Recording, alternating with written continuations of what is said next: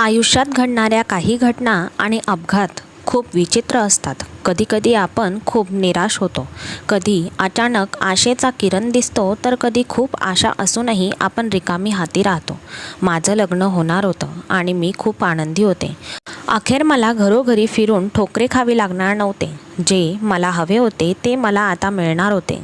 माझ्या मनात हजारो इच्छा अपेक्षा होत्या. माझ्या लग्नाबद्दल माझ्या डोळ्यात खूप स्वप्न होती आणि आता ती सर्व स्वप्ने पूर्ण होण्याची वेळ आली होती. मी घुंगट घेऊन बेडवर बसून माझ्या नवऱ्याच्या म्हणजेच अभिषेकची वाट पाहत बसले होते.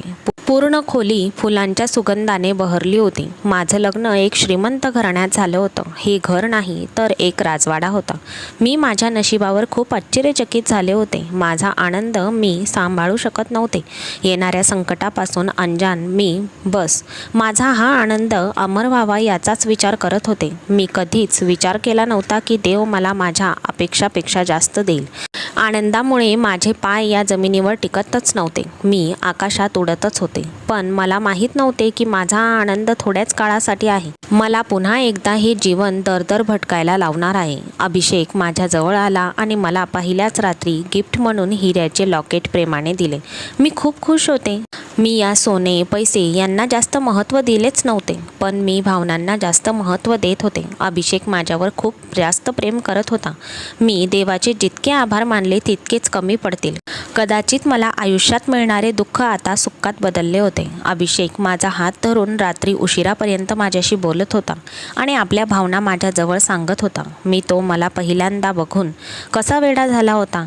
मी इतकी सुंदर तर नव्हतेच. त्याला माझ्यात काय दिसत होतं माहीत नाही. तो माझ्यासाठी संपूर्ण कुटुंबासह लढायला तयार झालाच होता आणि मग त्याने सर्वांवर विजय मिळवून मला त्याच्या आयुष्याच्या प्रवासात समाविष्ट केले होते, जिथे मी त्याची सोबती बनून त्याच्या खांद्याला खांदा लावून चालणार होते. आणि जेव्हा मी अभिषेकला तेच विचारले तेव्हा अभिषेकने माझा हात प्रेमाने धरला आणि काही वेळ माझ्याकडे पाहत राहिला. मग माझा हात धरून त्याने मला आरशासमोर उभे केले आणि म्हणाला की मी तुझ्या डोळ्यांच्या अथांग समुद्रात बुडालो आहे. कदाचित तू तुझ्या या डोळ्यांच्या सौंदर्याकडे लक्ष दिले नाहीस आणि वर तुझ्या चेहऱ्यावरच्या या निरागसतेने माझ्या मनाची शांतता हिरावून घेतली होती आणि मी पहिल्या नजरेतच तुझ्या प्रेमात पडलो होतो. मी बघितलं, माझे डोळे खरंच खूप सुंदर होते. अनाथ आश्रमातील मुली माझ्या डोळ्यांच्या सौंदर्याबद्दल बोलायच्या, पण मी कधी लक्षच दिले नाही. आज अभिषेकच्या सांगण्यावरून माझं लक्ष गेलं होतं. खरे तर माझे डोळे खूप सुंदर होते आणि माझ्या चेहऱ्यावर अभिषेकच्या प्रेमाची लाली पसरलेली होती, जी माझ्या बदामी रंगाला सुंदर बनवत होती. 3 दिवस कसे गेले मला कळलेच नाही, कारण मी फक्त प्रेमात बुडालेले आहे आणि माझ्या आयुष्यातील हे 3 दिवस माझ्या आयुष्यातील खरंच खूप गोड दिवस होते. अजून मी जीवनाच्या या पडावाला व्यवस्थित समजूही शकले नव्हते की अभिषेकची बाहेर जाण्याची वेळ आली होती. अभिषेकचा व्यवसाय सर्वत्र पसरलेला होता, भारतात तसेच भारताबाहेर. अभिषेकला महत्त्वाच्या कामासाठी परदेशात जावे लागणार होते. त्याची जाण्याची बातमी ऐकून माझा सर्व आनंद कुठेतरी पळून गेला होता. माझे मन विचित्र विचारांनी भरलेले होते. मी एक सुंदर स्वप्न पाहत होते असेच वाटत होते, जे आता माझे डोळे उघडल्यावर मी पुन्हा त्याच काळोखात जाणार आहे, ज्यात जळत मी माझ्या आयुष्याचा अर्धा सफर केला होता. अभिषेकने स्वतःला देखील माझ्यापासून दूर जाण्याचं खूप दुःख झालं होतं. जाण्यापूर्वी तो बराच वेळ माझ्याजवळ खोलीत बसला होता आणि मी लवकरच परत येईल असे सांगत होता. उदास होऊ नकोस, मी तळमळत त्याच्या रुंद छातीला मिठी मारली. अभिषेकचा निरोप घेण्याचे धाडस माझ्यात नव्हतेच. माझ्यापासून असे अभिषेकचे लांब जाणे मला सहनच होत नव्हते. अभिषेकसुद्धा सहन करू शकतच नव्हता, पण त्याला खूप महत्त्वाचे काम असल्याकारणाने जाणे भागच होते आणि त्यानेही मला घट्ट मिठीत घेतलेले होते. माझे अश्रू पुसून त्याने माझे सांत्वना केले. मी तुझ्याशी फोनवर बोलत राहीन आणि लवकरात लवकर परत येण्याचा प्रयत्न करेन. मी पाहिले की अभिषेकचे डोळे ओले झाले होते. मी हे कसे सहन करू शकत होते की माझ्यामुळे माझ्या अभिषेकच्या डोळ्यात पाणी यावे. मी पटकन माझे अश्रू स्वच्छ केले आणि माझ्या चेहऱ्यावर हसू आणून म्हणाले की तुझी वाट पाहीन मी. लवकरात लवकर येण्याचे आश्वासन देऊन तो निघून गेला होता आणि मी माझ्या सहनशक्तीच्या शेवटच्या टोकाला जाऊन त्याला निरोप दिला होता. मला समजत नव्हते की माझ्या आयुष्याची ही नवीन सुरुवात होती की मी एक स्वप्न पाहिले होते. अभिषेकच्या सोबत राहून माझ्या तना मनाला त्याच्या प्रेमाच्या जादूने केत केले होते. मला त्याची खूप आठवण येत होती आणि मला अस्वस्थही वाटत होते. मी खूप घाबरले होते. माझ्यासोबत काहीतरी वाईट घडतंय असं मला सतत का वाटत होतं. पण हे सर्व वाईट विचार मनातून दूर ठेवून मी त्याच्या प्रेमाच्या ओलाव्यात त्याच्या खोलीत बसून होते. अभिषेकच्या आठवणीत हरवलेले होते. मी दिवसभर माझ्या खोलीतच बसून होते. बाहेर निघालेच नाही. पण घरातील इतर सर्व सदस्य अभिषेकला विमानतळावर सोडायला गेले होते. पण माझ्यात एवढी हिंमतच नव्हती की मी त्याला सोडायला जाऊ शकेल आणि त्याला जाताना पाहून मला तुटून पडताना पाहावे असे अभिषेकलाही वाटत नव्हते. मी तुटून पडले तर इथे माझी काळजी घेणारा कोणीही नसेल हे त्याला चांगलंच माहीत होतं. जाण्यापूर्वीच त्याला त्याच्या आई व कुटुंबियांनी आरतीची पूर्ण काळजी घेण्याचे आश्वासन दिले होते. आरतीला प्रसन्न करण्याचा प्रयत्न करा. तिला कशाचीही कमतरता भासू देऊ नका. आरती माझे प्रेम आहे आणि मी आरतीशिवाय राहू शकत नाही हे लक्षात असू द्या. तिची नेहमीच काळजी घेऊ असे वचन त्याच्या कुटुंबियांनी त्याला दिले होते. पण जेव्हा त्याच्या आईने माझ्याकडे पाहिले त्यांच्या काटेरी डोळ्यांनी मी घाबरले होते. मला भविष्यात परिस्थिती कशी असेल याची मला काळजीच वाटत होती. पण मी स्वतःशी ठरवले होते की मी स्वतःला सांभाळेल. पण मला माझ्या सासूची कडक नजर चांगलीच आठवत होती आणि ती माझ्याशी जे काही वागेल ते मी सहन करीन. कारण काही दिवसातच माझा नवरा परत येणार होता. जिथे मी आयुष्यभर धीर धरून राहिले होते त्यात हे थोडे दिवस धीर धरायला मी तयारच होते. मी अभिषेकवर खूप जास्त प्रेम करायला लागले होते. त्याला सोडायचा किंवा त्याच्यापासून वेगळे व्हायचा विचारही मी करू शकत नव्हते. फक्त हा विचार मला त्रास देत होता. माझ्या नशिबात माझ्या अभिषेकपासूनचा दुरावा असा लिहिला जाईल की मी तुटून पडेल हे मला माहीतच नव्हते. माझ्या सासूबाई आणि इतर लोक जेव्हा विमानतळावरून घरी परतले तेव्हा त्यांचा दृष्टिकोन बदललेला होता. क्षणभरही संकोच न करता त्यांनी मला घरातून बाहेर पाठवले होते. पण माझ्यावर काय संकट येणार होते याची मला पूर्वकल्पना नव्हतीच. मी तर सगळं सहन करून इथेच राहायला तयार होते, तेही फक्त माझ्या अभिषेकसाठी. पण हे लोक इथे मला सहन करायला तयारच नव्हते. जे काही वेळापूर्वी माझ्या नवऱ्यासोबत हसतमुखाने बोलत होते आणि ते माझी काळजी घेतील असे आश्वासन त्यांना पटवून देत होते, आता फक्त दुःख आणि छळण्यात कोणतीही कसर सोडत नव्हते. सासू माझ्याकडे आली आणि मला म्हणाली की शांतपणे माझ्या घरातून निघून जा, कारण माझ्या मुलामुळे तू या घरात होतीस आणि मी फक्त माझ्या मुलामुळे तुला सहन करत होते. आता माझा मुलगा गेला म्हणून माझ्या सगळ्या मजबुऱ्या दूर झाल्या आहेत. म्हणून शांतपणे तुझ्या बॅगा उचल आणि इथून निघून जा. सासूबाईचे म्हणणे ऐकून मला खूप मोठा धक्का बसला होता. पण माहीत नाही माझ्यात एवढी हिंमत कुठून आली होती की मी घरातून बाहेर जाण्यास साफ नकार दिला होता आणि त्या लोकांना म्हणाली होती की हे माझ्या नवऱ्याचे घर आहे, मी इथून कुठेही जाणार नाही. त्यांचे माझ्यावर खूप प्रेम आहे. जेव्हा मी त्याला इथे दिसणार नाही तेव्हा तो माझ्यासाठी खूप दुःखी होईल. मला माझ्या नवऱ्याला अजिबात दुःखी करायचे नाही. तुमच्या म्हणण्याप्रमाणे मी तुमच्या घरात राहीन, पण मला इथून जाण्यास सांगू नका. यावर सगळ्यांची वृत्ती बिघडली आणि त्यांनी मला धक्काबुक्की करायला सुरुवात केली. माझ्या सासूबाईने माझे केस ओढून धरले आणि गेटच्या बाहेर फेकून दिले आणि गेट बंद करून घेतले. मी आता परत एकदा बेसहारा झाले होते. माझ्या काळोख्या नशिबावर मनातून रडावेसे वाटत होते. माझ्यापेक्षा कम नशिबी अजून कोणी असू शकत नाही. पण मला इथे पराभव स्वीकारावा लागणार नव्हता. माझ्यासाठी या जमिनीवर मग दुसरा निवाराच राहिला नसता. मी जमिनीवर पडले होते म्हणून मला खूप दुखापत झाली होती. पण तरीही मी पटकन उठले आणि दार वाजवले. मी रडत राहिले, किंचाळत राहिले, त्यांना देवाची आठवण करत राहिले. माझे रडणे, किंचाळणे, माझी असहाय्यता, माझं दुःख त्यांना जणू दिसतच नव्हतं. दिसलं असतं तर त्यांना माझी थोडी तरी दया आली असती. ती सगळी दगडाची बनलेली माणसं होती. त्यांच्या छातीत जर हृदय असते किंवा त्यांच्यात थोडी जरी माणुसकी असती तर रात्रीच्या अंधारात त्यांनी एका तरुण मुलीला घराबाहेर काढले नसते. रात्रीचे अंधार चौबाजूला पसरलेले होते. चौबाजूला शांतता पसरलेली होती आणि या शांततेत मला कुत्र्यांचा आवाज ऐकू येत होता. या रात्रीच्या अंधारात तो आवाज खूप भयानक वाटत होता. माझ्या मनात धडकी भरली गेली होती. मला खूप भीती वाटत होती. थंडीचे दिवस असल्यामुळे बाहेर खूप थंड वाटत होतं. मी गरम कपडाही सोबत आणला नव्हता. थंडीने थरथर कापत मी जमिनीवर खिळून राहिले. मी विचार केला, सकाळपर्यंत इथेच बसेन. कदाचित त्यांना माझी दया येईल, त्यांचा विवेक त्यांना लाजवेल आणि त्यांना त्यांच्या निर्णयाचा पुनर्विचार करावा लागेल. पण खेद वाटतो, 2 दिवस या घराचे बंद दरवाजे सर्वांसाठी खुले होते, फक्त माझ्यासाठी बंद होते.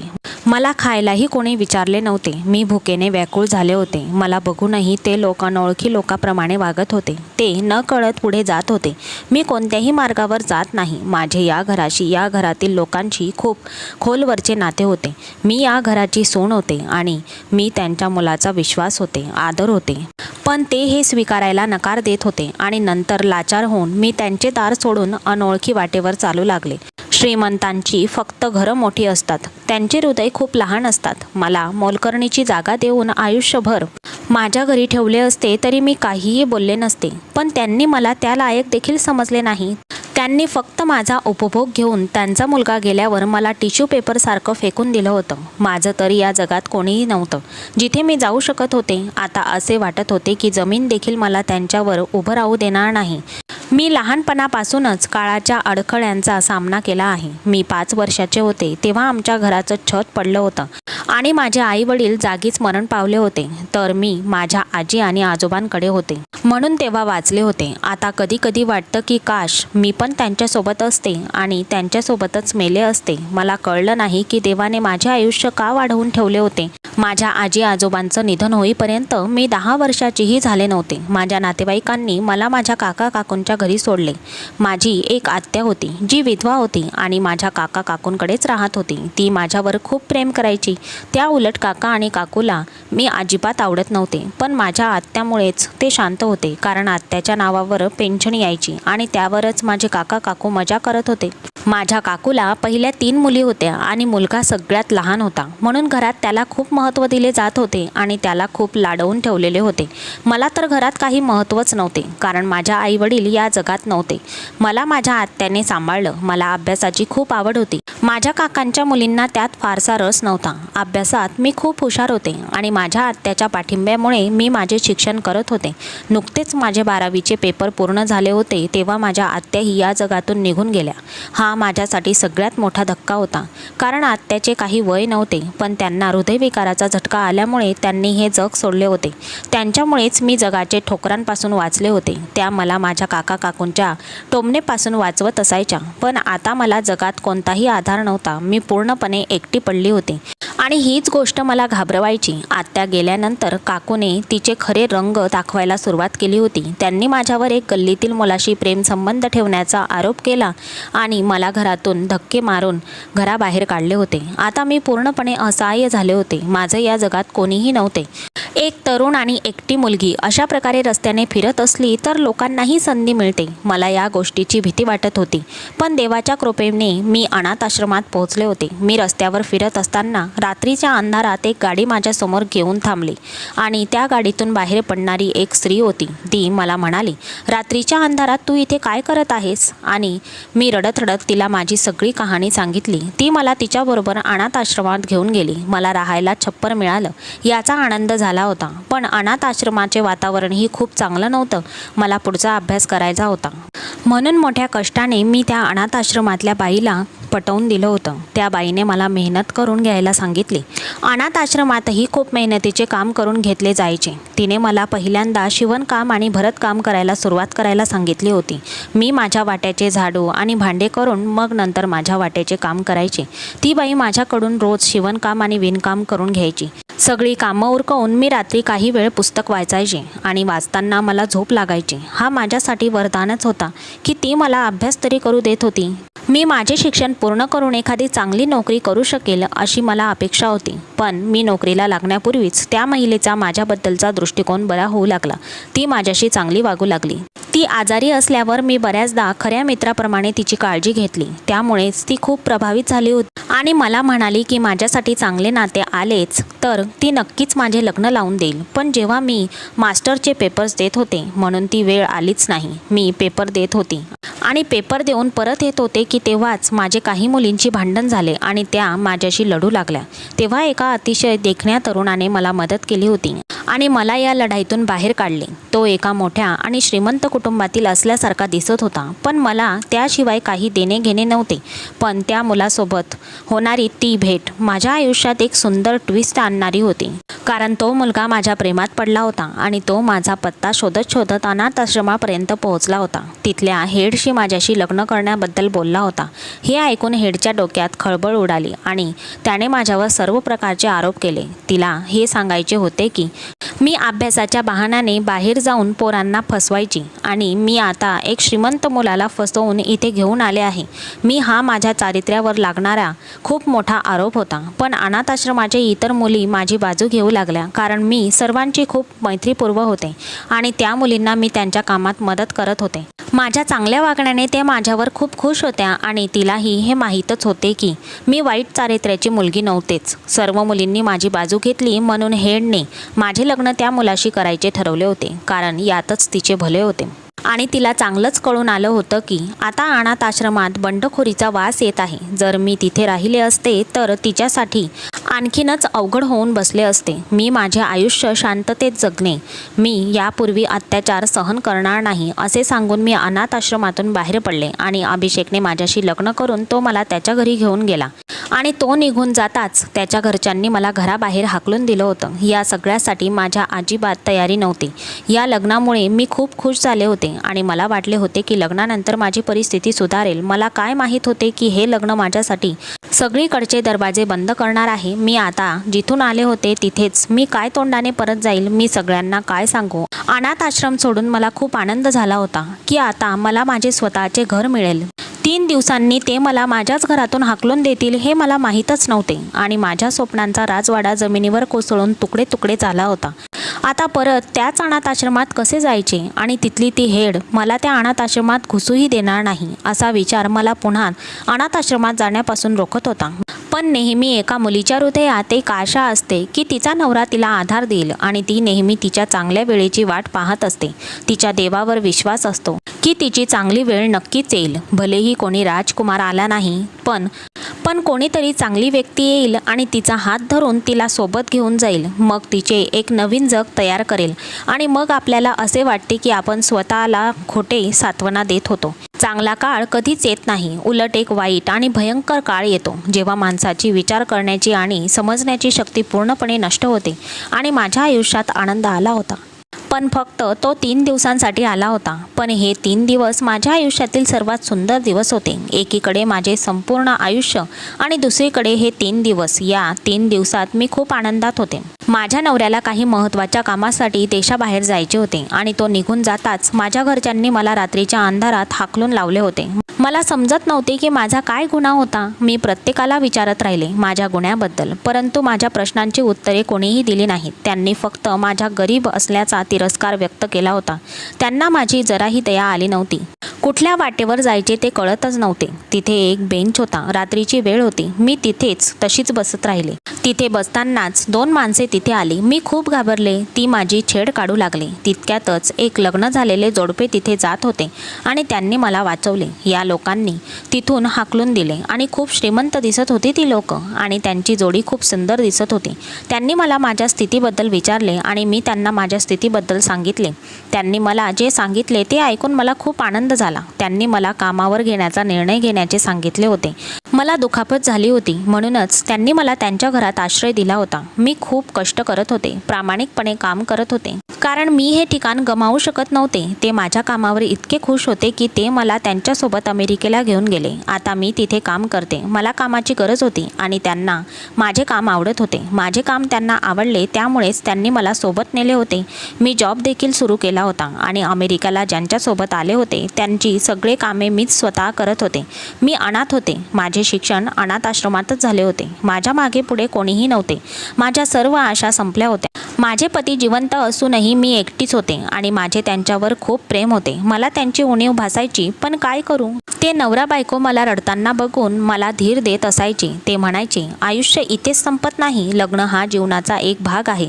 पण मी माझ्या मनाचे काय केले असते, जे कुणाचेही ऐकायला तयारच नव्हते. त्याला अभिषेक पाहिजे होते, भेटायचे होते त्याला त्याच्याशी. माझी अशी इच्छा होती की काहीही करून माझी अभिषेकशी भेट व्हावी. मग मी त्याला सांगेल की त्याच्या गेल्यानंतर माझ्यासोबत काय काय झाले होते.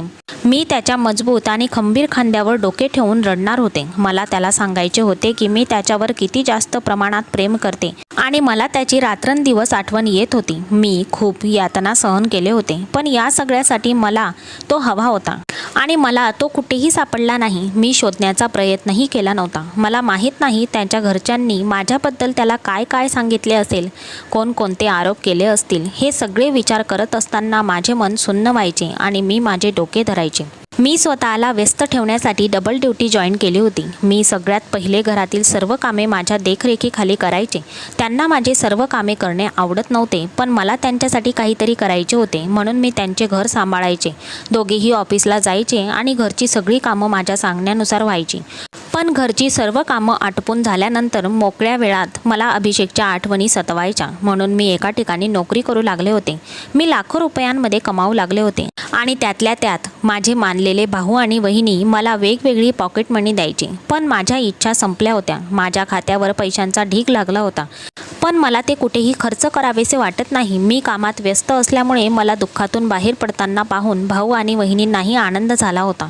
नवीन जॉब खूप कठीण होता. काम वेळेवर झाले नाही तर बॉसला आवडत नव्हते. मला माझ्या सिनियरने खूप वेळा खडसावले होते, पण मी या कामात खूप व्यस्त असल्यामुळे माझा त्रास कमी होत होता, म्हणून मी हे ऑफिस चालू ठेवले होते. आज आमच्या ऑफिसमध्ये आमचे बॉस येणार होते. मी त्यांच्याबद्दल ऐकले होते की ते खूप कडक स्वभावाचे आहेत, कोणाच्या चुका कधीही माफ करत नाहीत आणि मुलींशी खूप वाईट पद्धतीने व्यवहार करत असतात. या खडूस बॉसबद्दल ऐकताच मला खूप भीती वाटायची. आजही तितकीच भीती वाटत होती. त्यांच्या ऑफिसमध्ये सगळेच नवे जुने कामगार त्यांना स्वतः जाऊन रिपोर्ट देत होते. माझी पाळी आल्यावर मीही बॉसच्या ऑफिसमध्ये शिरले, पण माझ्या डोक्यावर जणू आभाळच कोसळला होता. मी बॉसकडे पाहिलं आणि बॉसनेही नजर वर करून माझ्याकडे पाहिलं.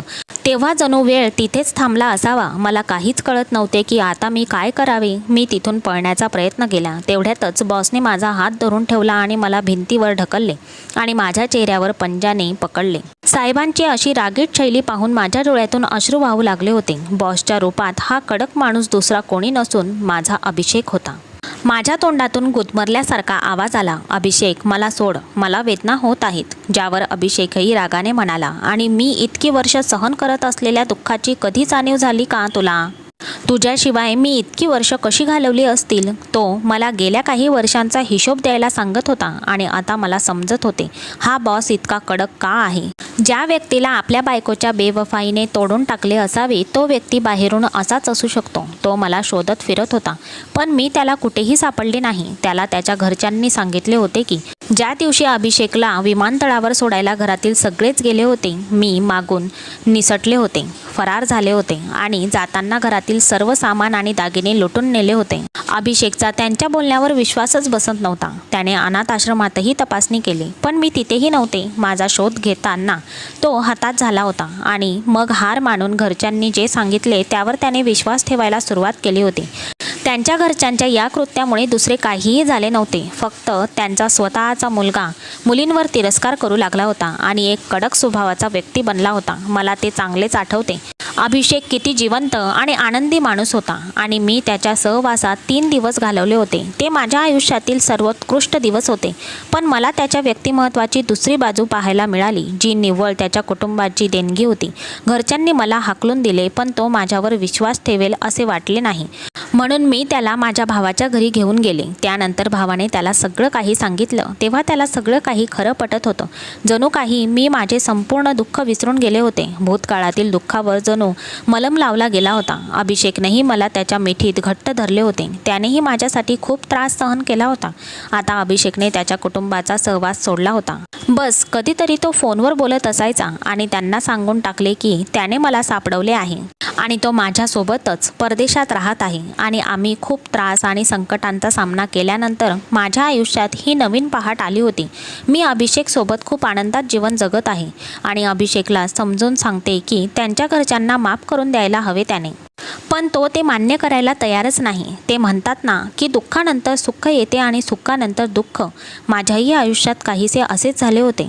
एवढे दुःख पाहून झाल्यानंतर आता सुखाचे दिवस आले आहेत आणि मला खात्री आहे की हा देवाचा आशीर्वादच आहे, जो आता कधीही माझ्यापासून लांब जाणार नाही. मित्रांनो, आजची कथा तुम्हाला कशी वाटली हे कमेंट्समध्ये नक्की कळवा. तुम्हाला ही कथा आवडली असेल तर व्हिडिओला लाईक करा आणि अशा छान छान कथा ऐकण्यासाठी चॅनलला सबस्क्राईब करून बेल आयकॉन प्रेस करा व ऑलवर सेट करा, म्हणजे पुढचा व्हिडिओ तुम्हाला लगेच मिळेल. धन्यवाद.